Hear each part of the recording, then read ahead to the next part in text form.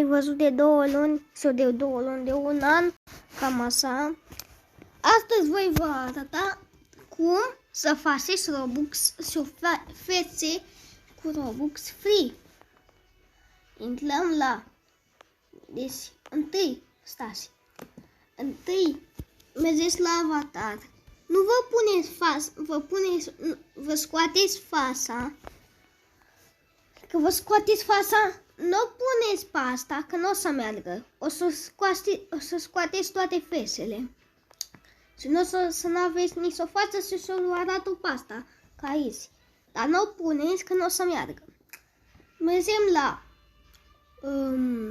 Avatar Shop. Poți să mergi la Body Parts și la Face, dar e mai ușor să intri la features și după feature Face. E mult mai easy.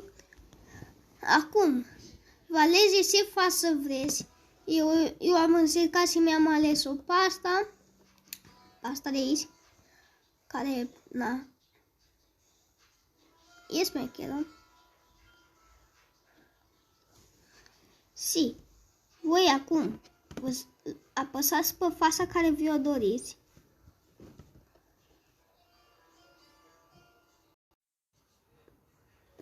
O să ziceți, pov, ai ales-o pe asta pentru că costă mulți Robux, dar nu-mi place mie.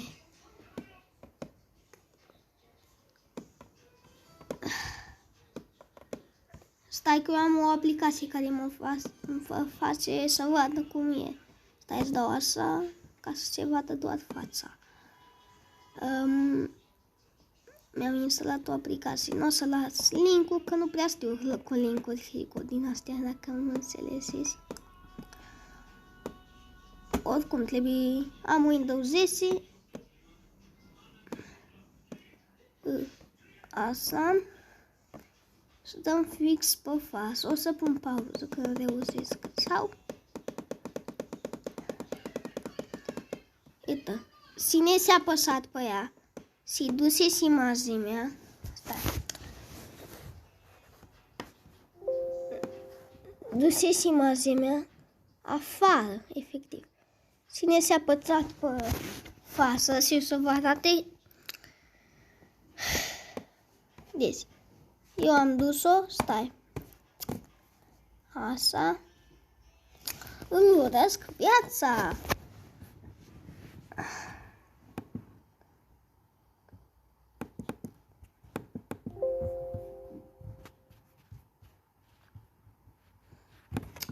O să pun pauză un pic. Deci, după ce fața pe ecran. RIP. După ce vă duceți fața pe ecran, se vede albastru în asta, dar e mov. Nu, așa, dar... Deci, stai. Că nu prea am baterie, îmi ajuns. Dacă aveți Windows 10, mergeți la... Dacă aveți Windows 10, căutați aici Roblox. Nu-i neapărat pentru Windows 10, merge pe toate Windows-urile sau pe celelalte aplicații. Am făcut și poza, și mergeți la deschide. Eu momentan am Windows 10. Mergeți la deschide locație fișier. Și dați tot aici la Roblox, dați click dreapta, stai, deschide locație fișier, dați la content, dați la textures, la fața normală. E bine, nu o să vă arată cum o să-mi arată mie. Uite, la fața asta normală, să-i dați numele, îi dați click dreapta pe ea, îi dați la renumire dacă aveți în română sau în alte, este penultima. Și dați numele back, deci fii atent. C-U-P, Backup. Asta e dați numele. I-am dat numele Backup, da? Stai că mi-apare mereu din astea aici. Și acum vă trageți imaginea cu fața care o doriți. Vă trageți în fișier. Stai. Am tras-o, uite. Am tras-o, îi dați la asta, la asta de denumire. Îi dați numele Face. F-A-S-E.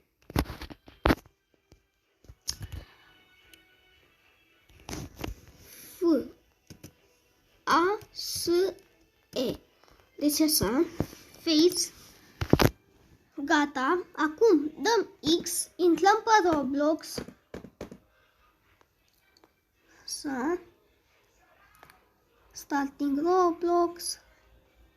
Apropo, nu o să vi-o arată la Avatar, dar în toate jocurile să vi le arată.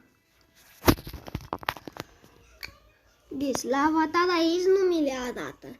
Nu si le arată aici. Se arată cu ai pe aia normală. O să vă arată pe aia normală. Uite, ca așa. Și, nu știu, intrăm pe și noi pe un joc.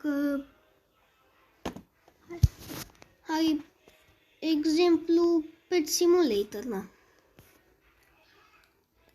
Intrăm pe Pet Simulator. Stai, sau pe orice joc vreți.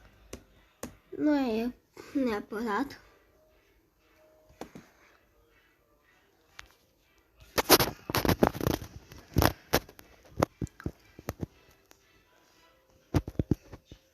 Dăm play să jucăm. Nu merge pe telefon, îmi pare rău, dar pe telefon o să ne vom meargă. Starting Roblox. Vom pune pauză că nu o să-mi... Și acum ni se încarcă.